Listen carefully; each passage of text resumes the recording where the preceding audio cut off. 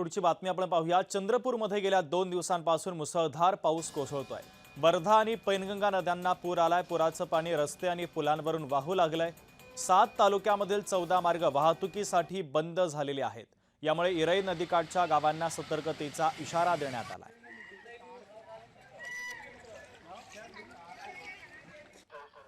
आपण आता सध्या चंद्रपूर जिल्ह्यातील रहमतनगर या परिसरामध्ये आहे।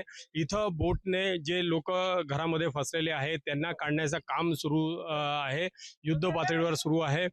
जवळपास 60 ते 70 घरांचे लोकांना रात्रीच इथून काढण्यात आलेलं आहे।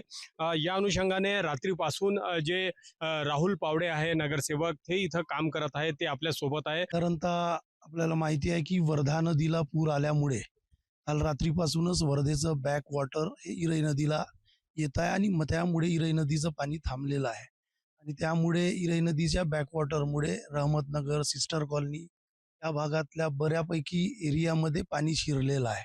काल अगदी रात्रीपासून त्याची सुरुवात हळूहळू झाली आणि त्या अनुषंगाने मग नागरिकांना रात्रीपासूनच अलर्ट करण्याचा इशारा देण्याच्या सूचना महानगरपालिकेंना सूचना करून आम्ही रात्रीपासूनच करतो आहे।